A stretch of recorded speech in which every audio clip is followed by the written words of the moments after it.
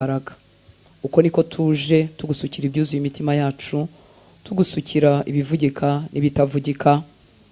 Tuguwe neza kuko uri Imana yacu, uri umutabazi, uri umurengezi, uri ubwugamo bwacu, uri ubuturo bwacu, uri Imana yacu bwite, uri data. Ntitukiri ibibyarwa, ntituri imfubyi, ntidushobewe, turagufite nk'umutabazi. Ijambo ryawe ryarambwiye ngo nutibashije umwongeramo imbaraga. Ijambo ryawe ryarambwiye ngo bakwiringira ngo bajya bongerwamo imbaraga, ngo bagatumbagira mu kirere, ngo abasore b'imigenda, abasore b'ingimba, abantu bari mu myaka y'imbaraga no gushobora, ngo bo bashobora gucogora rwose. Uko niko imbaraga karemano, imbaraga z'ubushobozi, izo mu mibiri yacu, izo mu mafaranga yacu, izo mu bwenge bwacu, uko niko zijya zinanirwa byo twiringiraga bikananirwa muri iyi si. Ngo ariko abakwiringira bo ngo bongerwamo imbaraga, ngo bazatumbagizwa mu kirere, ngo bazagenda ntago bazacogora, ngo bazagurukisha amababa, bazamera nk'ibisiga, bazagenda ntibazananirwa. Abo ni abakwiringira Mwami. Tugarutse uyu mugoroba kuko niwe tuvomamo imbaraga, niwe tuvomamo gukizwa, niwe tuvomamo kwezwa, niwe tuvomamo amahoro, niwe tuvomamo n'imbaraga zo gusenga, niwe tuvomamo imbaraga zo kwiriza, niwe tuvomamo. Ni igiki twashobora tutagikuye muri wowe? Waranabitubwiye, uratubwira ngo niwe muzabibu w'ukuri, ngo twebwe turi amashami. Nta kintu na kimwe twashobora tutagufite Mwami. Tugusabye imbabazi zo gushaka imbaraga muri twebwe ubwacu. Uyu munsi turaguhindukiriye, tukwerekejeho amaso, tugutegeye amaboko, turagutabaje, turakwambaje. Nta kintu twashobora tutagishobojwe nawe. Ariko wowe watangiye umurimo mwiza muri twebwe, uri wo kwizerwa, n'ukuri uzawusohoza ku munsi uzatumurikira data, ngo tutagifite ikizinga, tudafite inenge, tudafite umunkanyari. Turaje ngo udukize ibinyoma byose umwanzi yatwanduje. Turaze ngo udukize kwibeshya ku buryo bwose. Turaje wowe udahishwa, ngo umucyo n'umwijima byose ni kimwe imbere yawe. Tukuzaniye imitima yacu nk'iyambaye ubusa. Abantu twababeshya, abantu twabaryarya, abantu twabishushanyaho, yewe twanakwibumbarikanya guhora ku ngoma tutagamije kubeshya no kuryarya, ariko turwana ku gateka kacu. Ariko wowe Uwiteka, wowe udahishwa, umucyo n'umwijima ni kimwe imbere yawe. Wowe ureba ibwina mu mitima, ndakwinginze ngo buri muntu wese usure indiba y'umutima we, udukize ibyo usangamo. Ndakwinginze twigishe gusuka umutima wacu imbere yawe, tutabeshya, tutaryarya, tutihagararaho. Twigishe kuza nk'abana batoya, kugira ngo duhabwe ibyuha abaciye bugufi, ngo abaciye bugufi bahera ubuntu. Ntacyo dufite twishingikirijeho, ariko izina ryawe ritubereye ubwugamo. Turinde kurushywa n'ubusa, turinde kwirukira ubusa, turinde kwibeshya. Dukize aho byasobaniye, dukize guhera mu mizi, dukize kidutera intege nke, dukize gidutera ibyaha bitwizirikaho bikatwizingiraho, dukize kidutera ubwibone no kwirara, dukize buri kintu cyose. Dukize uhereye mu mizi, udukize isoko y'intege nkeya, udukize isoko y'ubunebwe, udukize isoko yo kutakwizera, udukize isoko yo kutakira urukundo rwawe, udukize uhereye mu mizi. Igituma amagambo yawe atubera amagambo ntahinduke ubuzima, udukize Mwami w'abami. Suka umwuka wawe hagati muri twebwe, aremerera ikintu cyose kitavuye kuri wowe. Suka presence yawe Mwami w'abami, idukokoreho iby'umwanzi yatwanduje, idukokoreho ibitwizengurutseho bitavuye kuri wowe. Suka kubaho kwawe, umwuka wawe natuganze, umwuka wawe nadutwikire. Mwuka wera w'Imana, tuguhaye ikaze mu gusenga kwacu, tuguhaye ikaze aho turi, tuguhaye ikaze aho abavandimwe badukurikira bari, tuguhaye ikaze mu mazu yacu, tuguhaye ikaze aho twicaye, tuguhaye ikaze aho turambaraye, tuguhaye ikaze Mwuka wera w'Imana. Ngwino tubundikize kubaho kwawe, ngwino dutwikirize umwuka wawe, maze twakire ibyo data yatugeneye. Mwuka wera w'Imana, ngwino uremerere ibitaratewe na data byose biturimo. Mwuka wera w'Imana, ngwino tumaremo intege nkeya, ngwino tumareho ibyaha bitwizingiyeho, ngwino tumareho uburiganya bwa Satani, ngwino tumareho iminyuru y'uburyo bwose ituboshye, ngwino tumareho ibinyoma no kwibeshya. Mwuka wera w'Imana, Mwuka wera w'Imana, ngwino ucogoza iby'umwanzi yatwubatsemo. Mwuka wera w'Imana, ngwino tubundikire indwara z'umubiri zihunge, indwara z'umutima z'umutima zihunge, ibyitwaga ibidashoboka bihinduka ibishoboka. Mwuka wera w'Imana ngwino tubundikira iby'uru rugendo bishoboke. Erega ntabwo byashoboka mu mbaraga karemano, ariko kubw'umwuka wawe wera duhinduka abagabo bo guhamya, duhinduka ababyawe nawe, kandi ngo ababyawe nawe bose banesha iby'isi. Twuzuza umwuka wawe, uburetwa bw'umwanzi bwose bumenagurike. Twuzuza umwuka wawe, ubwoba bw'ibihe bushire. Twuzuza umwuka wawe, kugushidikanya bihunge. Twuzuza umwuka wawe, ubwibone bw'ubuzima nuko twirata ibyacu bidushire. Twuzuza umwuka wawe, dukira icyaha cyo kwiyuzura. Twuzuza umwuka wawe mwami, ahacu habure. Mwami Yesu ugaragarizwe muri njyewe, ugaragarizwe muri uyu muvandimwe. Mwuka wera w'Imana ngwino udutwikire, ngwino udutwikire, udutwikiriza umwuka wo kubaha Uwiteka, udutwikiriza umwitero w'agakiza, udutwikiriza umwuka wo kumenya Uwiteka no kumwubaha. Mwuka wera w'Imana, ibidashobokera abana b'abantu imbere yawe birashoboka. Ngwino utwigishe gusenga. Mwuka wera w'Imana, ntago tuzi uko dukwiriye gusenga, ntago tuzi ikibanza n'igikurikira, ariko mwuka wera w'Imana watubwira ibiri ku mutima wa data, ukabyuzuza umutima wanjye, ukabyuzuza gutekereza kwanjye, akaba ari byo biba ku rurimi rwanjye, akaba ari byo biba ibwina mu ndiba y'umutima wanjye. Mwuka wera w'Imana, wowe uzi ibinkwiriye muri none, wowe uzi ibinkwiriye ejo hazaza, wowe uzi ibikwiriye abanjye, wowe uzi ibikwiriye abo tugendana. Mwuka wera w'Imana ngwino twuzuza iby'ijuru ridufitiye, maze bibe umugabane wacu. Umugisha wawe ube ufatika, ube palpable. Duhinduka ubwoko bukugandukira, duhinduka ubwoko bukubaha, duhinduka abantu batakiriho ku bwabo, ahubwo babereho kuguhesha icyubahiro. Duhinduka abantu banejeje umutima wawe. Ngwino ubikorere imbere muri twe, dutere kubaha Imana, udutere kunesha ibyaha, udutere kunesha kutizera. Mwuka wera w'Imana ngwino twuzuza inyota y'ibya Kristo. Tumara inyota y'urusaku ruri hanze, tumara inyota y'urujya n'uruza, tumara inyota y'imihindo y'iki gihe twavutsemo, tumara inyota mwami, turagukwinginze twebwe abagore tumaremo inyota y'iby'abagore b'igihe cyacu bararikira, abasore bamara inyota y'iby'abasore b'iki gihe bararikira, abagabo bamara inyota y'iby'abagabo bagenzi babo bararikira. Ayi mwami wanjye, tumara inyota y'ibya none. Dore urujya n'uruza ruri mu matelefone yacu, mu screen yacu, hirya no hino mu biganiro. Mwami w'abami, tumara inyota y'ibidafite umumaro, twuzuza inyota y'ibyawe, twuzuza inyota y'ibyawe, kugira ngo duherwe ku buntu, twuzuzwe umwuka wawe.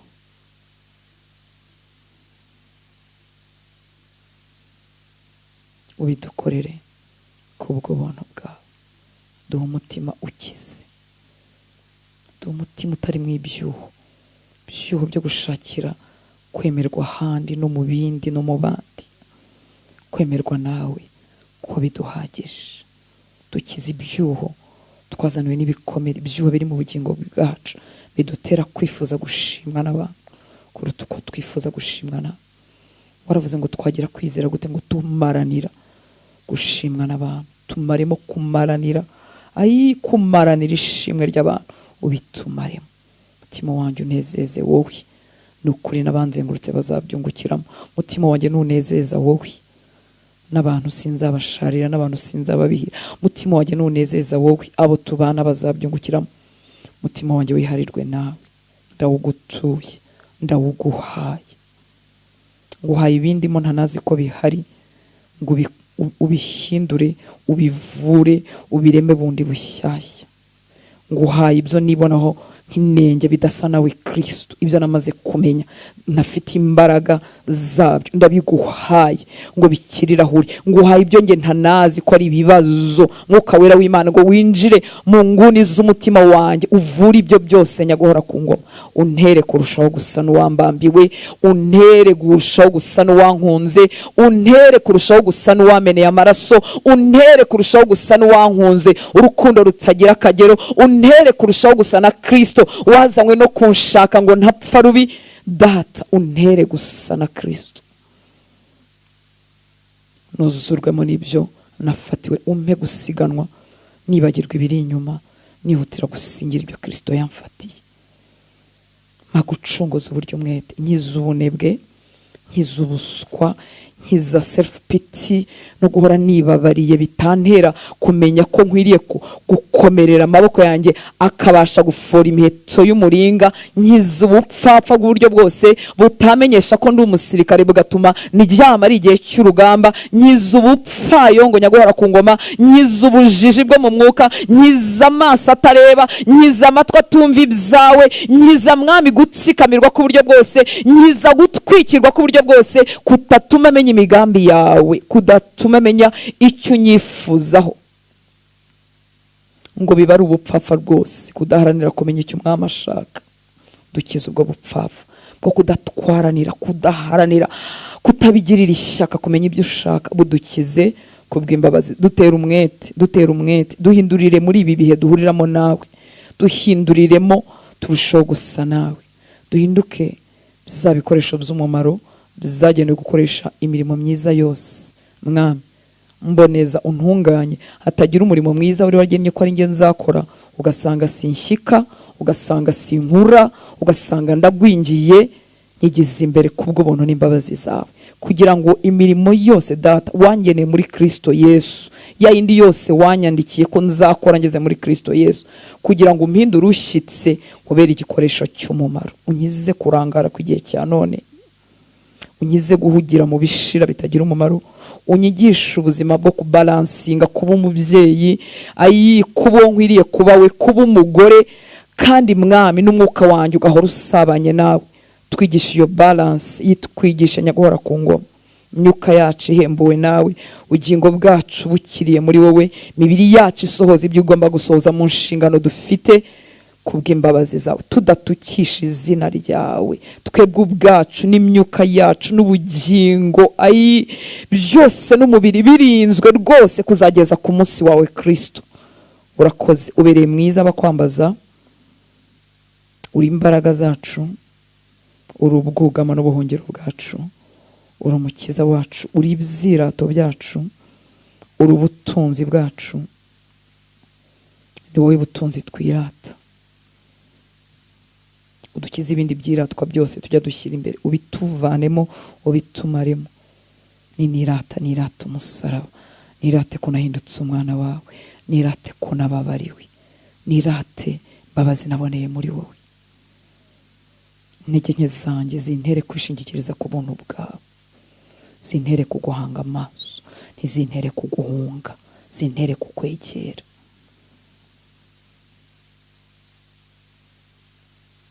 Urakoze Yesu.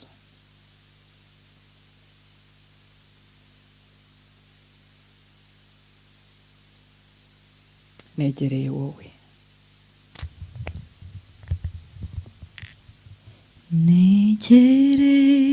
negereye wowe, mwami w'ijuru n'isi, ndashuko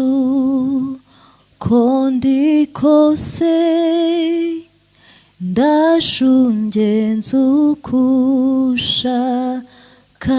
Negereye wowe, negereye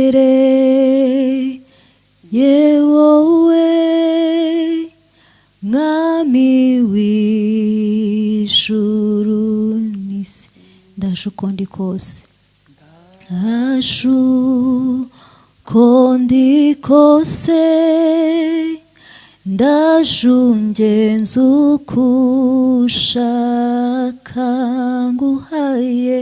nguhaye umutima wanjye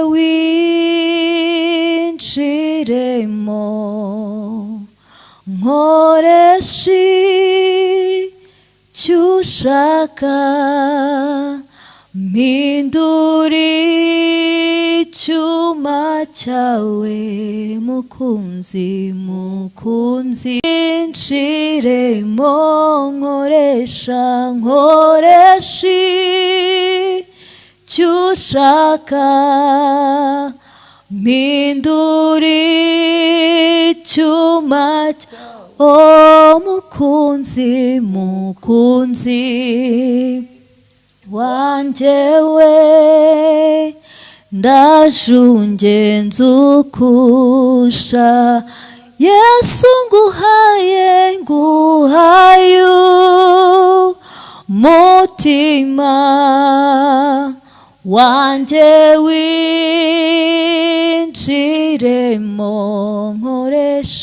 nkoreshi cyushaka mpindura icyuma mukunzi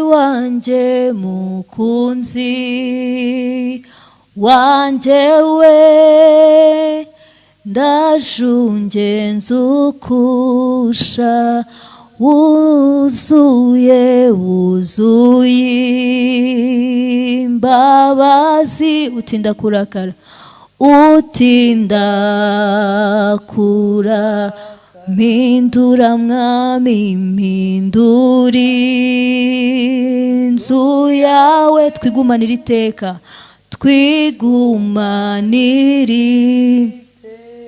wuzuye imbabazi utinda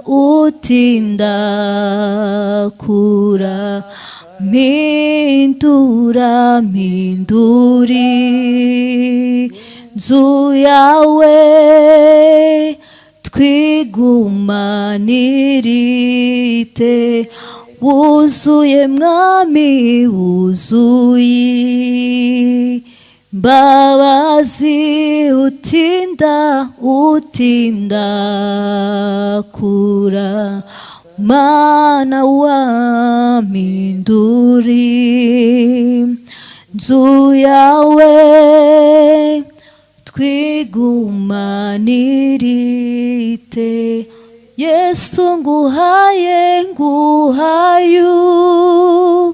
mutima wanje winjiremo nkoreshi byushaka mpindura icyuma mukunzi wanje we ndajunje nzukusha mukunzi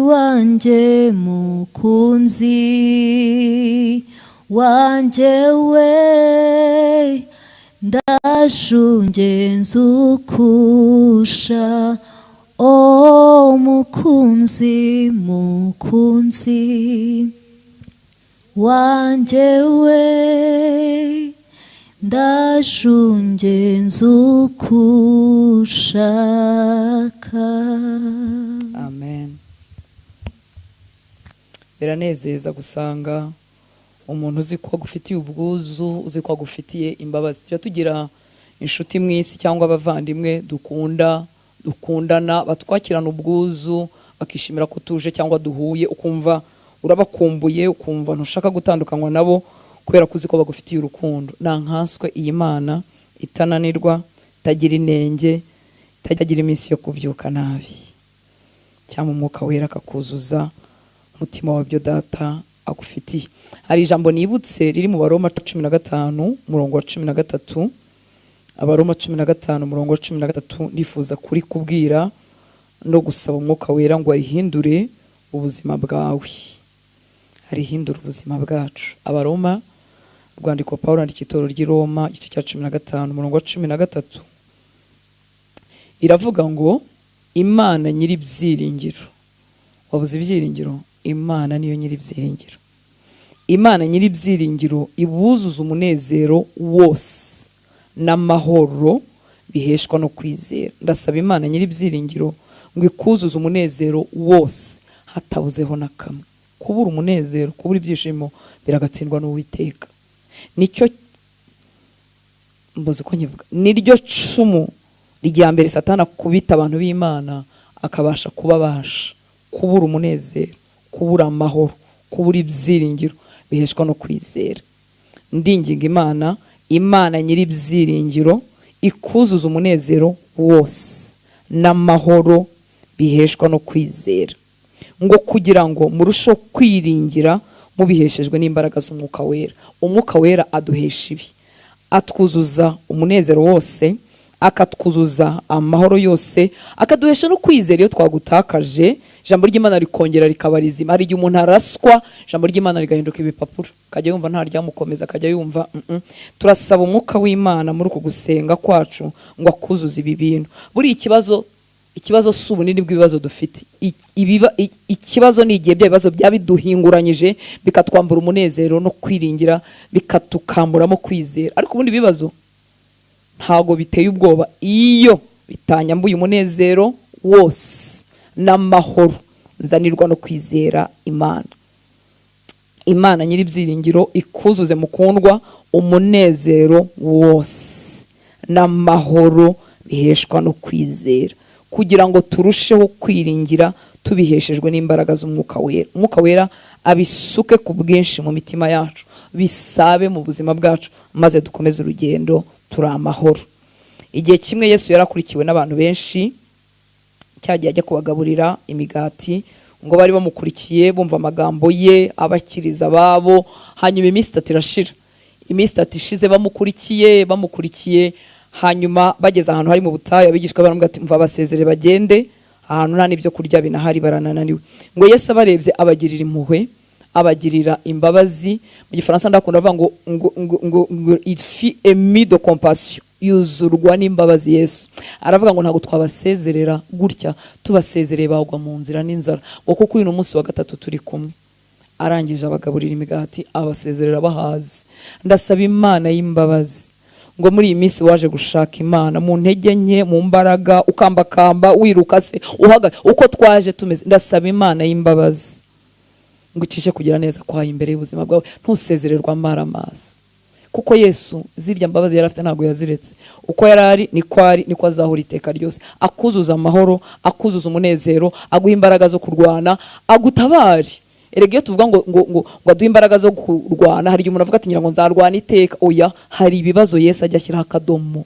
Dufite ubuhamya, twuzuye n'ubuhamya bw'ibintu Yesu yagiye ashyiraho akadomo. Hari abo yamaze inzara, muri abahamya. Hari abo yatabaye bari bashomera akabaha akazi, muri abahamya. Hari abo yakijije indwara, muri abahamya. Hari abo yagaruye mu ibyiringiro bisabiraga gupfa, muri abahamya. Hari igihe nagendaga ku muhanda bwa ngo yari imodoka yari ingonze, nkavaho ntacyo mariya abana banjye, ndi umuhamya ko ibyo byashyizweho iherezo. Nukuri hari ibintu byagiye bishyirwaho iherezo. Hari indwara yadukijije, hari uko yatwubakiye n'amazu ngayo mu isi nubwo tubikiwe ayo mu ijuru. Hari ubutabazi Yesu yagiye atugirira. Rero ni ngombwa ngo ukomerezwe amaboko, utazavuga uti nukurwana byiteka. Oya, ni koko turi ku rugamba, umwanzi aratwanga araturasa, ariko hari ibibazo Yesu ajya ashyiraho akadomo.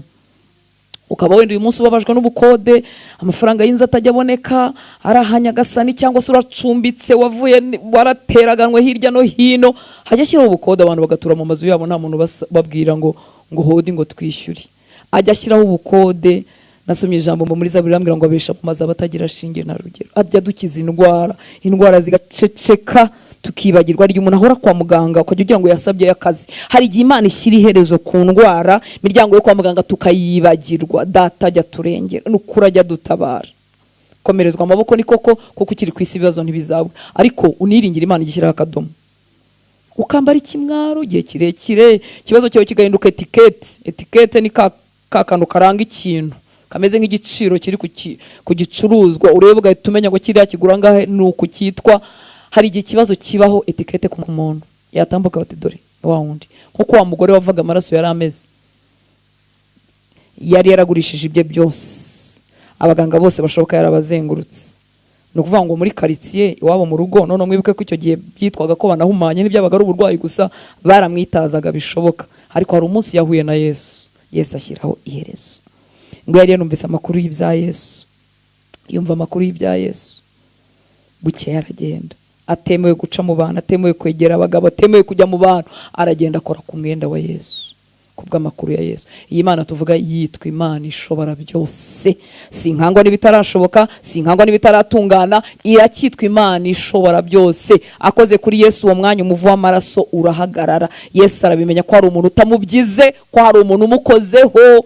Aravuga ati ninde unkoze? Abigishwa baravuga ati abantu bose barimo barakubyiga ibyo uvuga n'ibiki. Aravuga ati nabyumvise. hari umuntu nkozeho, hari ikintu kibaye. Umugore atahana gukira kwe.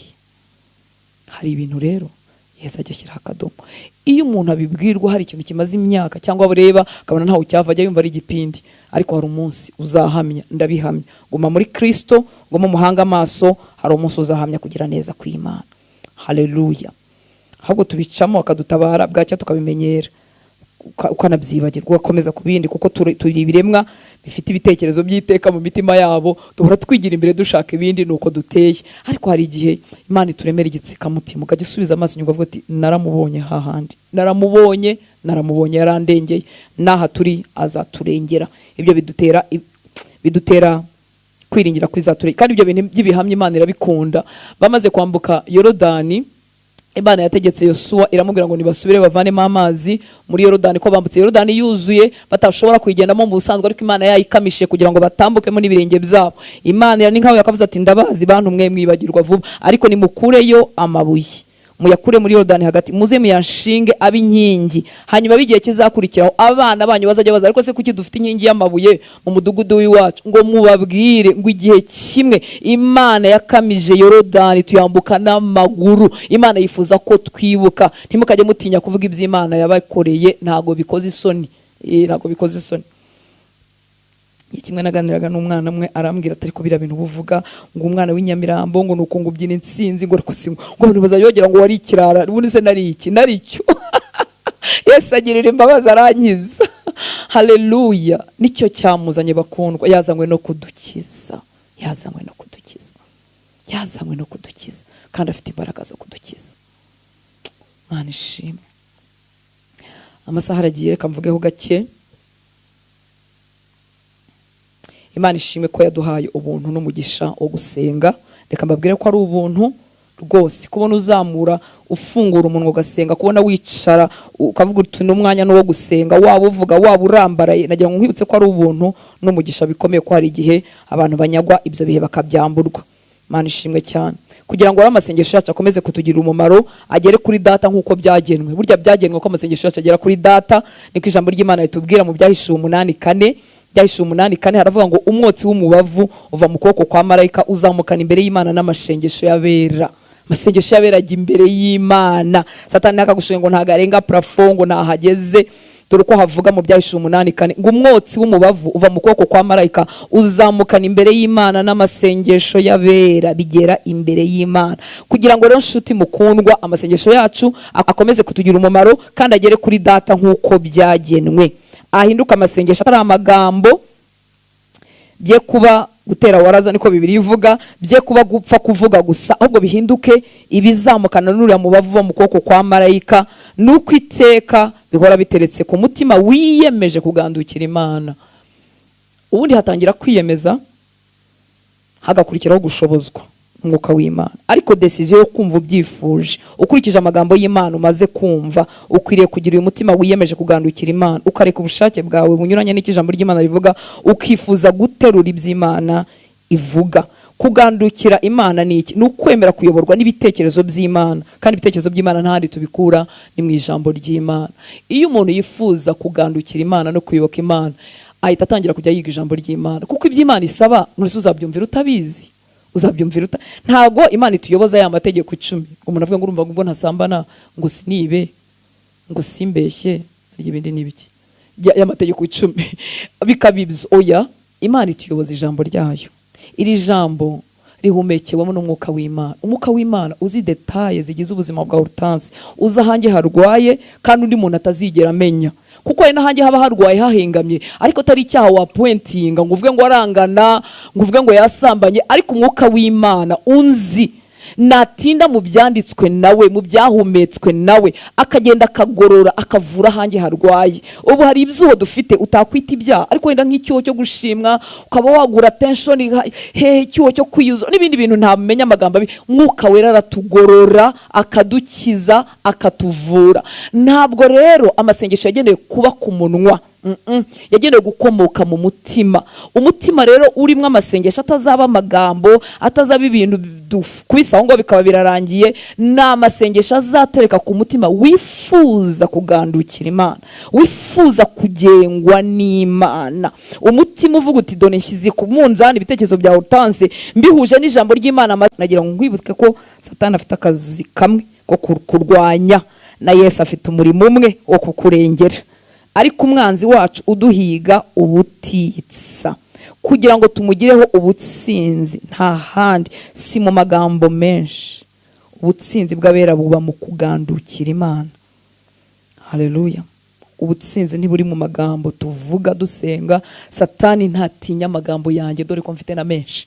Ntabwo Satani atinya amagambo yanjye, atinya kumvira Imana kwanjye, atinya kugandukira Imana kwanjye. Niyo arimo ndwanya, yambabaza, yantega imitego, nibyo arwanya. Ntashaka nko komeza kuba umuntu ugandukira Imana, ntashaka ko mba munsi y'ubutware bw'Imana. Arashaka ko nigenga, kuko iyo nigenze mba mbaye umuturanyi we wa bugufi, azambasha rwose.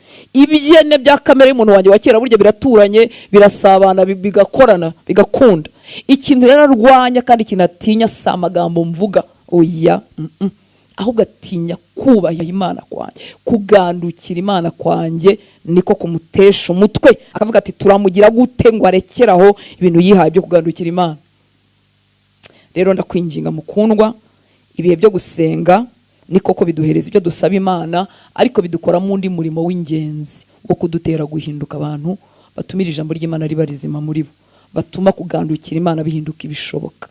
Icyo gihe rero ntago tubimenya ko ari umurimo ukoretse, ariko abakoretse umurimo w'igitangaza. Kubera iki? Uyu munsi ushobora gusengera akazi nkakabona, kandi urakakabona niba ugakeneye kugirirwa neza n'Imana kukubeho, sinibiyuzuye n'ibya papa, umuryango w'akazi ugukingukire. Ariko ushobora gusenga ukabona akazi, ariko umutima wawe utinjijwe muri urugendo rwo gutangira kugandukira Imana. Wahawe Yesu, ariko mu mbaraga zo gukurira mu mwuka, mu mbaraga zo kurwanya Satani, ntacyo wahawe. Kuko muri ako kazi n'ubundi azagaruka gutere. Ariko ni wigira imbere uko gusenga no kuba mu ijambo ry'Imana bidutera kugandukira Imana. Nanterera no muri ako kazi mu kukabona cyangwa mu kukabura azasanga nkomeye. Rero gusenga no kwegera Imana uko mu magambo y'Imana biduhereza ibyo dushaka materiyeri, ariko biduhereza kugandukira Imana, biduhereza gusana Yesu, biduhereza gutegekwa no kuganzwa n'umwuka wera muri twebwe. Ubwo n'ubutsinzi isi idashobora kuduha. Kuko ushobora kungirira imbabazi ukampa akazi, wangira imbabazi ukampa amafaranga, ariko kugandukira Imana ntago wakuma. Ni ikintu isi idashobora kuduha, kandi gifite agaciro k'igitangaza. Imana ishimwe cyane. Muri Yakobo igice cya 4 umurongo wa 5 kugeza kuri 7. Yakobo, rwandiko rwa Yakobo igice cya 4 5 tugeze kuri 7. Nakoresha Bibiliya ijambo ry'Imana. Kuri 5 haravuga ngo ese mutekereza ko ibyanditswe ari ugupfa kuvuga igihe bigira biti Imana ifuhira umwuka yashyize muri twe? Imana ifuhira umwuka wayo uba muri wowe. Niyo mpamvu ikubungabunga, idashaka ko wandavura, idashaka ko utagarana, kuko ifuhira ikibitsanyo cyayo. Tumaze gukizwa umwuka wera dushyizeho ikimenyetso cye, ni ingwate yuko Kristo azaza kutujyana. Ahasi wonaganaga ariko numvaga nta karengana. None Imana ifuhira umwuka yashyize muri twe. Ni cya gihe utangiye kwitoza kubaha Imana, ujya kubona ukabona ibindi abandi bikorera, wowe irabikubujije, wowe irabikubujije, wowe bimeze nk'igukumira. Nuko ifuhira umwuka wayo uri muri wowe. Ahantu hose hari ubutunzi bw'igitangaza harindanwa ifuhi, harindanwa imbaraga. Ngo nyamara kandi ubuntu Imana igira burahebuje, nk'uko ibyanditswe bivuga ngo Imana irwanya abirasi. Niko Bibiliya ijambo ry'Imana yavuze, ariko twebwe muri Bibiliya yera haravuga ngo Imana irwanya abibone. Ni kimwe. Ngo nyamara kandi ubuntu Imana igira burahebuje, nk'uko ibyanditswe bivuga ngo Imana irwanya abirasi, ariko abicisha bugufi ibagirira ubuntu. Mwari muzi ko ubwirasi butagaragara inyuma. Harimo ubugaragara inyuma tukamenya ngo umuntu n'umwirasi bwarahingutse, ariko n'ubundi buba mu mutima butamenywa. Dukizwa n'umwuka w'Imana no kwegera iby'Imana. Imana irwanya abirasi, ariko abicisha bugufi ibagirira ubuntu. Nuko rero kuri 7 ni mwemere kugengwa n'Imana, ariko murwanye Satani nawe azabahunga. Nuko rero ni mwemere kugengwa n'Imana. umuntu uba wihombya ni wowe ubwawe, kuko hari igihe mu kumenya kwacu gukeya tumenya amagambo y'Imana tuba tuzi ko ibyo twipangiye ari byo byiza, ariko reka nkubwire imigambi y'Imana kuri wowe ni myiza, ibyo yibwira kukugira ni byiza kuruta ibyo wipangiye. Nuko rero nimwemere kugengwa n'Imana, ariko murwanye Satani nawe azabahunga. Iyo ntagengwa nayo, iyo ntayoborwa nayo, Satani simurwanya ngo mpunge, kuko arabibona ko nanjye ubutware nagombye gukoreramo ntaburimo. Muri Bibiliya yera aravuga ngo nuko rero mugandukira Imana, ariko murwanye Satani nawe azabahunga. Ndakwinginga mukundwa, Mwuka w'Imana arakwingingira muri nje ngo gusenga kwacu kubemo iki cyifuzo cyo kwifuza kuba abantu bagengwa n'Imana, bagandukira Imana. Dufite ibyifuzo, dufite ibyo dusaba Imana bitandukanye, turakabihabwa, turabikwiriye, ariko ntihaburemo kwifuza kugandukira Imana, kwifuza kuba umuntu ugengwa n'Imana, kuko nibwo uzarwanya Satani bya burundu akaguhunga pe. Nuko rero mugandukira Imana, ariko murwanye Satani nawe azabahunga. Nutagandukira Imana ugakomeza kuba umutware w'ubuzima bwawe, kuba umugenga w'ubuzima bwawe, Satani nazaguhunga, azagukeneka byiza byiza. Ngo nuko rero mugandukira Imana, ariko murwanye Satani nawe azabahunga. Submit yourselves, musubmiting ku Mana, nkuko umusirikare muto yumvira umusirikare mukuru atamuburanyije. Gandukira Imana, kandi urayigandukira ubikuye hehe? Urabikura mu byayo wamenye. Ibyayo urabimenya ute? Urabisaba Imana n'Umwuka w'Imana guha umwete wo kubijyamo. Icyo umenya uvuga uti Mwuka wera shoboza. Uretse ko buri ijambo ry'Imana riranihagije, buryo uzi ko rihetse ntirituha amakuru nkuko twumva amakuru just, ahubwo ijambo ry'Imana rihetse imbaraga zidushoboresha icyo ryavuze. Iyo ukomeje kuryumva wisanga cya kintu wari warumvise utarakibasha watangiye kukibasha, kuko rihetse ubutwari, rihetse imbaraga ridutera gusa n'icyo ririmo rivuga. Niyo mpamvu Satani arirwanya ngo tutaribamo. Nuko rero mugandukira Imana, ariko murwanye Satani nawe azabahunga. Ndabinginga ngo twitoze atari ugukizwa gusa, ahubwo kugendera muri Kristo.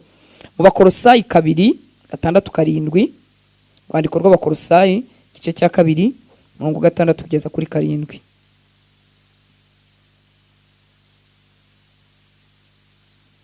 Haravuga ngo nuko rero nkuko mwakiriye Kristo Yesu umwami wacu, aba ariko mugendera muri we.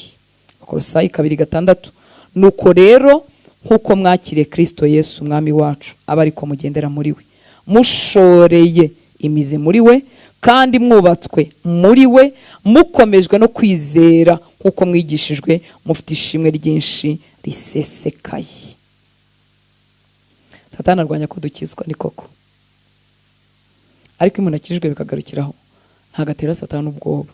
Nuko rero nkuko mwakiriye Kristo, Mana ishimwe ko twamwakiriye, nkuko mwakiriye Kristo Yesu umwami wacu, aba ariko mugendera muri we. Bakundwa, nimuze tugendere muri Kristo, ntitugarukire ko twakijijwe, kubera ko umwanzi wacu ntagatinya abantu bakijijwe, ahubwo atinya abayoborwa n'Imana, atinya abagendera muri Kristo Yesu. Gukizwa ni byiza, ubutakirimbutse, uhawe ubugingo buhoraho. Ariko ni nkuko umubebe yavutse, ntiwamutuma umubebe, cyakora arahari, afite amatwi, afite amazuru, afite amaso, yewe n'amaso y'abatarabona neza. Murabizi ko bagenda babona uko bagenda bigira imbere.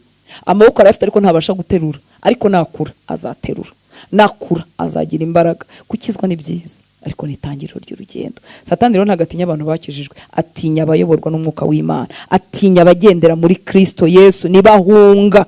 Mana ishimwe cyane. Mureke rero twe kugarukira ku kwakira Kristo gusa, ahubwo muze tugendere muri we, ubuzima bwawe bube bugendere muri Kristo Yesu, dushorere imizi muri Kristo. Iyo umuntu ari rooted mu kintu, icyo kintu abakizi, abazi ibyacyo, abakibamo. Gushorera imizi muri Kristo ntago turi bujye i Yerusalemu, ntago turi bujye muri Isiraheli, ahubwo ni mu ijambo ry'Imana, amagambo y'Imana. Wonge wigira imbere, nanjye nigira imbere, turayumva, turimo turayiga, turimo turayasoma, Imana ishimwe. Ariko ngera wigira imbere, nuko umuntu ashorera imizi muri we. We kuva ngo urumva ngo ngiye sinzi naho nabihera, twese dutangira tutazo naho twabihera, ariko turatangira tugakomeza. Mwuka w'Imana akagenda dushyigikira, akagenda dusobanurira, bikaduhindukira ubuzima. Mushoreye imizi muri we, kandi mwubatswe muri we, mukomejwe no kwizera nkuko mwigishijwe. ibyo ngibyo rero bitera iki? Ishimwe risesekaye. Ibyo bizana amahoro, bigatuma ishimwe ritaducika. Mana ishimwe cyane. Narimo kukubwira ngo amasengesho yacu ntabe ku munwa, agerekwemo kwifuza kugandukira Imana, kwifuza kuyoborwa n'Imana, kugira ngo amasengesho yacu agere ku ntego, agere agomba kugera. Ikindi nkwibutsa ngana ku musozo ni ukutayoberwa ko ufite umwanzi, ahubwo wongere ubimenye. Umwanzi wacu ni umuriganya, aradutera yangiza agasa nk'uwihishe, akakwereka ko hari Imana mufitanye ikibazo. Sinabara inshuro numvise mu magambo y'abana b'Imana aho bivuga ngo ariko se kuki ari njyewe, ariko se Imana impora iki? Ni ukuri nta kintu Imana iguhora. Twarabivuze ku munsi w'ejo, Imana iri mu ruhande rwacu, nta kibazo dufitanye na Data. Ese ngo yaturwanya ari uturengera? Ese yaturwanya yarazanywe no kudukiza? Ariko dufite umwanzi uzenguruka, ashaka uwaconshomera, ashaka uwamira, ngo akora hirya no hino, ntaruhuka. Ni umwanzi wacu. Wakwibaza se ko cyari umwanzi wacu? Nuko kuva twajya mu bwami bw'umucyo, ubwami bw'umucyo n'ubwami bw'umwijima ntibikorana. Nimuwe nkajyana mu bwami bw'umucyo, intambara yari ibaye deklari, ubwami bw'umwijima bwari butangiye kundwanya. Buzakurwanya usenga gake, buzakurwanya usenga cyane, buzakurwanya ku kigero icyo ari cyo cyose cy'ubuzima. Bufite uko burwanya abato, bufite uko burwanya abakuze, bufite uko burwanya. Ubwami bw'umwijima buzaturwanya. Rero dufite umwanzi uhoraho, ariko ntabwo babiteye, kuko uri muri twebwe akomeye cyane kuruta ibiturwanya. Kutabimenya nicyo kibazo, kutagandukira Imana nicyo kibazo. Iyo tuvuga ngo ubwami bw'umwijima burahari, si kugira ngo dukanure amaso tugire ubwoba, oya, ni ukugira ngo tutayoberwa uburiganya bwe, ni ukugira ngo tutayoberwa imigambi ye. Ubundi iyo umuntu atangiye kubimenya, ikintu cyose kibaye, isengesho niryo rigomba kubanguka, wibaho nkaho udafite umwanzi. Paulo yaratwandikiye mu rwandiko yandikiye Abikorinto rwa 2 igice cya 2:11.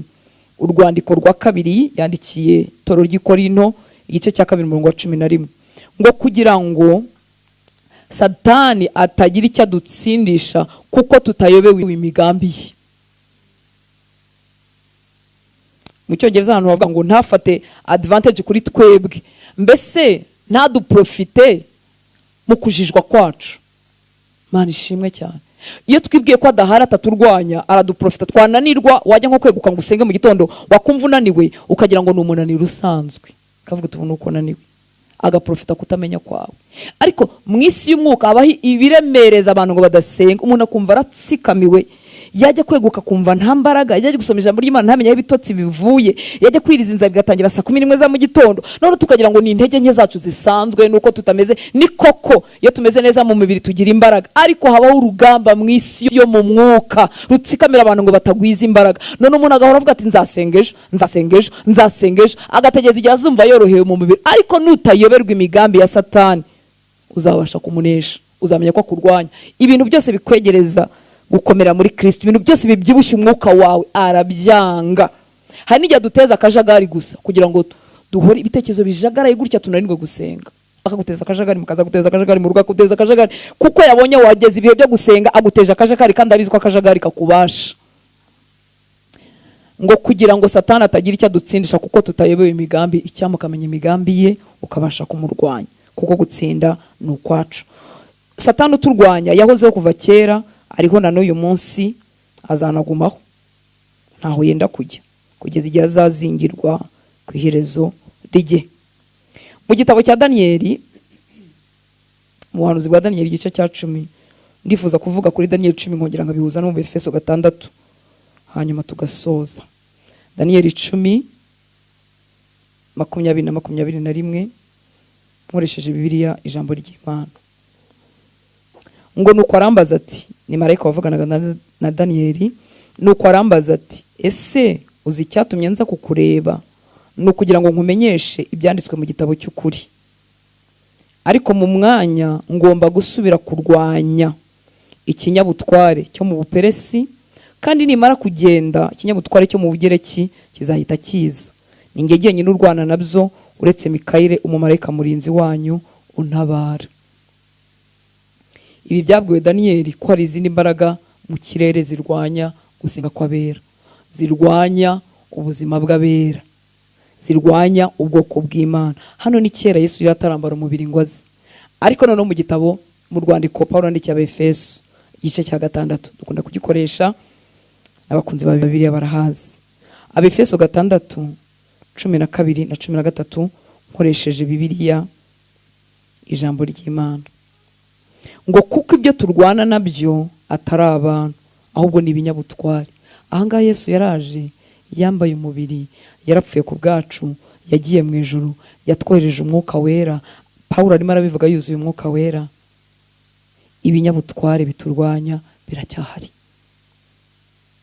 Nemera neza ko umuntu ari muri Kristo Yesu ababaye icyaremwe gishya, ariko ibimurwanya byo ntibishira. Iyo tuyoboye imigambi ya Satani araturasa tukarasika. Ibinyabutware marayika bibwiye Daniyeli mu myaka myinshi cyane mbere ko Yesu aza gana n'abantu uko no gutsindwa kwacu,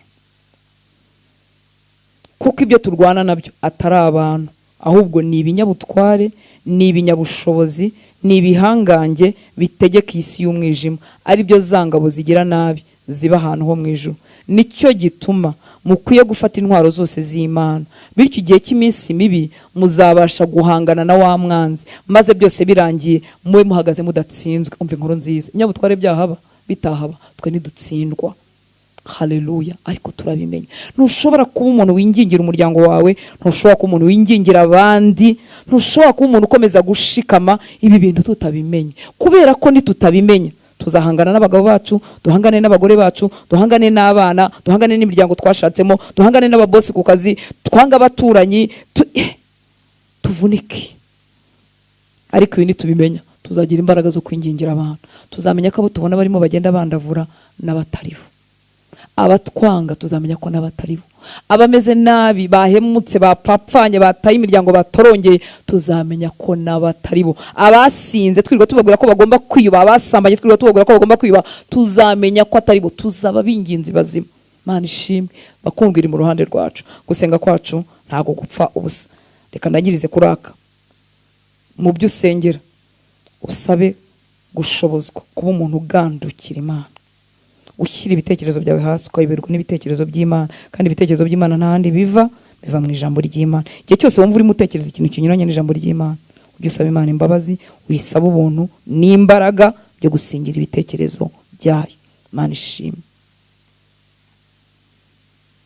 Ndangize mu rwandiko rwa mbere rwa Yohani 5, rwandiko rwa mbere rwa Yohani 5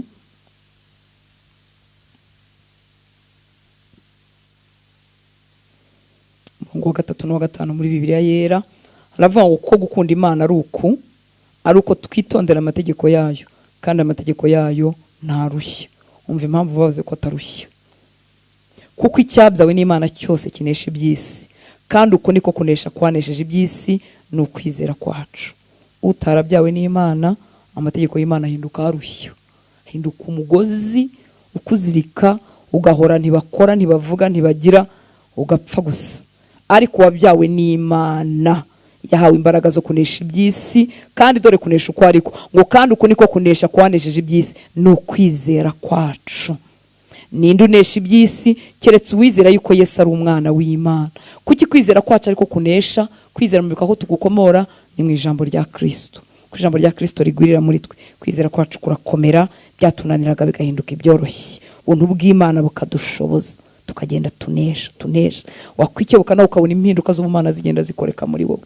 Ni ukuri Imana igenda iduhindura, katumaramo ubukana, katumaramo ubugari, katumaramo ubushizi bw'isoni, katumaramo imijinya, katumaramo irari ry'iby'isi, katumaramo irari ry'ubusambanyi, ikatumaramo gushimwa n'abantu no kwirwanaho no kurwana ku mareputasiyo yacu. Imana ikabitumaramo, tugasigara duhagaze kuri yo yonyine. Reka dusenge. Imana iguhe umugisha. Ijambo ry'Imana turinginga umwuka w'Imana ngo ribe rizima muri twe, ntiriba amagambo tuyumva kenshi ariko rigiye kutubera amagambo. Data, waduhamagariye kutugirira neza, waduhamagariye kuturuhura. Yego waratinyutse, uhamagara abarushya b'isi yose uraduhamagara mwa, hamagara abagore barushye, hamagara abagabo barushye, hamagara abasore batibashije, hamagara abakobwa barushye. Uratubwira ngo nitugusanga uraturuhura. Iyo utagira imbaraga ziruhura abarushye ntabwo uba warabivuze. Ndagushimira ko waduhamagariye kuturuhura, waduhamagariye kutugirira neza. Urangije uratubwira ngo twemere kuba abagaragu bawe, tukwigireho, twigishe kukwigiraho kugira ngo tugengwe nawe, duhinduke abantu bemera kuyoborwa nawe, tukwigireho. Aho ushyize ikirenge aba ariho tugishyira, uko uvuga ibintu aba ari byo dufata, ibizo wemeje aba ari byo dufata. Twigishe kukwigiraho, kandi turakwigiraho utari umunyagitugu. Waravuze ngo kuko uri umugwaneza kandi woroheje mu mutima, ngo natwe tuzabona uburuhukiro mu mitima yacu. Reka abo twinjiranye muri urugendo barushye bakire kuruhuka, bakira imbaraga n'ubuntu byo kukwigiraho. Aho twari twarabinaniwe, twakiriye ubuntu bwawe n'imbaraga zawe ngo dushobore kukwigiraho. Twakiriye ikiruhuko kizanwa no kukurebaho, kizanwa no kutishaka mu imbaraga, kizanwa no kwikuraho amaso tukayahanga wowe. Twakiriye ikiruhuko cyo mu mutima, twakiriye ubuntu ngo abirasa urabarwanya, abibona urabarwanya, ngo ariko abicisha bugufi ujye ubahera ubuntu. Duha ubuntu n'imbaraga byo guca bugufi, byo kwicisha bugufi, kugira ngo iby'ubuntu byose tubikiwe muri wowe tubihabwe. Tugusabye ubuntu bwo guhinduka abantu bemera kugengwa nawe, abantu bemera kuganzwa nawe, abantu bemera kuyoborwa nawe.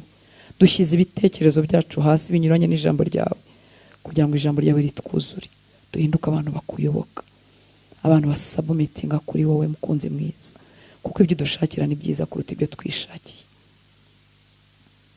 Twakira ubuntu n'imbaraga, biduha amaso areba mu mwuka, biduha amatwi yumva mu mwuka, biduha imitima isobanukirwa, ngo kuko tutayobewe uburiganya bwa Satani. Utwibutse ko tudasenga mu minsi yo gusenga, utwibutse ko tutagushaka mu minsi yo gusenga, ahubwo biduhindurira ubuzima. Utwibutse ko tutezwa muri kagaye ko gusenga ngo turimo turiyeza. Uduha ubuntu n'imbaraga biduhindukira ubuzima. Suka igitinyiro cy'izina ryawe muri twebwe, tugendane nawe dutinya, tukubashye, tugukunze. Waratubwiye ngo umuntu navuga ko agukunda ariko ntitondera amategeko yawe, ngo azaba ari umunyabinyoma. Duha ubuntu bwo kwitondera amategeko yawe, duha ubuntu n'imbaraga byo kwitondera ijambo ryawe. Waratubwiye ngo umuntu nagukunda azitondera amategeko yawe, azitondera ijambo ryawe. Ngo na data azamukunda, kandi wowe na data muzaza aho ari, mugumane nawe. Reka umukobwa utakumvaga yongere yumve kubaho kwawe, reka umubyeyi utakumvaga, reka umusore utakumvaga yongere yumve kubaho kwawe. Akumva ari mu nzu ye, akumva ari mu muhanda agenda, akumva ari wenyine, akumva ari kumwe n'abandi. Mu gushoberwa umwanzi yaramushobeye, reka yumve kubaho kwawe, kumumara intimba, kumumara umuruho, kumumara gushidikanya, kumumara iminyururu n'imigozi yose umwanzi yamubohesheje, kumumara uburetwa bwose umwanzi yamutikamirishije. Yumve kubaho kwawe, kwa kundi gutembesha amahoro muri twe. Twakiriye ibyiza byose bibonerwa muri wowe, uko utasezereye ba bantu ngo bagende bicirwe n'inzara mu nzira, niko natwe utadusezerera amaramasa. Twakiriye kubyara ku bategereje kubyara, twakiriye akazi ku bari bategereje akazi, twakiriye umugisha w'inshako ku bari bategereje gushaka, twakiriye umugisha mu biganza, mu mikorere, umugisha w'amafaranga mu mirimo y'amaboko. Twakiriye gukingurirwa imiryango, ku miryango yari ikinzwe igihe kirekire. Twakiriye ibyiza byose watugeneye tukiri inanga.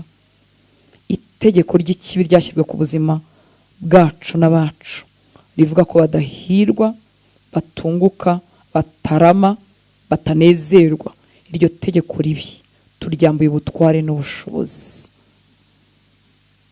Tuvuze umugisha w'uburyo bwose tukiri inanga. Ni imvura ugurisha ku babi n'abeza. Waravuze ngo wowe ngo wambika uburabyo ngo ukagaburira inyoni. Inyoni ukazigaburira. Ngo n'igishwi iyo kiguye hasi urabimenya. Nta nkaswe twebwe dukize kwiganyira, aho ibyo dushaka byose tubikumenyesha, tubisabiye, tubyingingiye kandi dushima. Urakoze, ndagushimiye neza yawe, tuzumva n'abahungu bawe n'abakobwa bawe. Ndagushimiye amakuru y'ubutabazi, ndagushimiye amakuru yuko bagiriwe neza, ndagushimiye amakuru yuko bahojejwe amarira, ndagushimiye amakuru yuko bahanaguwe amarira ku maso, ndagushimiye amakuru y'ingo zari zisenyutse zubakitse, ndagushimiye amakuru y'abarorongotanye bagarutse, ndagushimiye amakuru y'abari barwaye bakize, ndagushimiye amakuru y'abitwaga ingumba babyaye, ndagushimiye amakuru y'abari barakojejwe isoni batewe agateka bagatabarwa, tukavuga ngo dore Imana uko igirira neza abayitegereza. Ndagushimiye amakuru turayategereje, turayakiriye, kandi Mwami tuzongera duhamye kugira neza kwawe. Urakoze kuri uwo kwizerwa, urakoze kuri umubyeyi mwiza. Hamwe n'ibyo uduha ubuntu bwo kurushaho gusa n'uwatubambiwe, ko nibyo watugeneye. Turi nyuzuza kudafatwa n'ibyisi nk'uko atafashwe nabyo, nyuzuza gusa na Kristo igitondo n'umugoroba, byuzuza abahungu n'abakobwa tugendana, byuzuza abahungu n'abakobwa duhura kuri iki gicaniro, twuzuze kutagwa mu mitego ya Satani. Ngo ari mu gihe cye cya nyuma yaravuze ngo umutware w'isi ngo yari mwaraza, ngo ariko nta cye kindimo. Tumaremo ibya Satani, tumaremo ibyo yatwanduje, twuzuze gusa n'uwatubambiwe, twuzuze gusa na Kristo. Mwuka wera, tera uzuza bya Kristo mu mutima wanjye. Makuru azwi inshingane biri ku mutima w'Imana. Ryajwi rya papa rivuga ngo ndatumane ninde watugendera. Mu buntu n'imbaraga byo guhora mvuga ngo ni njyewe bari njye utuma. Biduhe Mwami, urimo uradutuma mu miryango yacu, urimo uradutuma mu ba generation yacu. Ni twebwe cano ucisha mu mugisha, ucisha mu butabazi, ucisha mu kubaho kwawe, ugera mu ngo zacu, ugera mu miryango yacu. Nk'ubwo buntu n'imbaraga zo guhora nitaba ngo yego Mwami bari ngiye utuma. Ntunganya umboneze nkubera akanwa, ntunganya umboneze, nyuzuza umuriro wawe, nyuzuza imbaraga zawe, nyuzuza umwuka wawe wera buri munsi buri mwanya. Niko wavuze ngo icyakora umwuka wera nabamanukira muzahinduka abahamya. Ndifuza kuba umuhamya, udahamisha umunwa, uhamisha ubuzima bwabonye imbaraga zawe, uhamisha ubuzima bufite imbaraga zawe. Tugirire utyo mukunzi mwiza. Data nsaba umugisha abana bawe, ubaha umugisha, subiza gusenga kuri mu mitima yabo, subiza abo tubanye uyu mwanya, subiza abazabyumva hanyuma. Kugirirwa neza n'imbabazi bizababeho, ugukira no kubohoka bizaba umugabane wabo, ubuzima bukunejeje bibe umugabane wabo. Bahagurutse mu mpano zitandukanye ubakoresha uko wagambiriye. Ya mirimo myiza watwandikiye muri Kristo Yesu tutaranaza, uduhe kwigendera mu yose. Dusabiye umugisha abatuma igicaniro kitazima, abadusengera nyagora ku ngoma, abakora kuri ibi bizuma kugira ngo ijwi ryacu rigere kure, abasenga, abatanga ubutunzi bwabo, abadufatanya gusenga nyagora ku ngoma, dufatanye imirimo itandukanye. Ubaha umugisha, ubavomerere Mwami w'aba, amavuta bayahorane mu mperezo zabo, ntibakamirwe bakiri mu rugendo, ahubwo bakomeze bagende bagwiza imbaraga. Urakoze kuri uwo kwizerwa. Tuvuza amahoro ku gihugu cyacu no mu karere kacu. Maraso yawe twikira ubutaka bwacu n'ubutaka bw'aka karere k'ibiyaga bigari. Tukumva amakuru y'ibyiza kubw'imbabazi zawe. Turavuga amahoro ahari mu intambara n'aharimo kumeneka amaraso. Turavuga amahoro. Igikomangoma gitegeka ikirere kivuga ngo hameneka amaraso buri munsi, cyamburwa imbaraga n'ubushobozi, gihananuke mu kirere cyacu, cyamburwa ubutware ku butaka bwacu, maze amahoro ava kuri wowe waganze Mwami w'abami. Dore kumva inkuru z'ibyiza ko ibihugu duturanye byatekanye, ko akarere kacu katekanye nyagora ku ngoma kubw'imbabazi zawe. Reba amarira y'abagore, reba amarira y'abana, reba amarira y'abasore, reba amarira y'abirukanka babujijwe ubuhemo, maze kubw'imbabazi zawe Mwami uhindura ibihe muri kano karere kacu kubw'imbabazi n'ubuntu bwawe. Urakoze. Dusabiye abatuyobora, abayobora ibihugu byacu Mwami, tubasabiye ubwenge bwo mu ijuru ngo bamurikire bajye bafata ibyemezo bivuye kuri wowe nyagora ku ngoma. Urakoze. Inama zituruka ikuzimu z'abajyanama batari bo bahungishwe bawe kure yabo, inama zabo ntizigafate mu izina rya Yesu. Uzamura abakiranutsi kubw'imbabazi zawe, maze ibihugu bibe amahoro. Ni mu izina rya Yesu dusenze, amen. Mana ibahe umugisha. Murakoze gusenga, mugira umugoroba mwiza. Twongera niba turi kuwa gatatu nkuko dusanga tubikora saa 11. Imana ikomeze kuduha ubuntu n'imbaraga. Mugira umugoroba mwiza. Murakoze.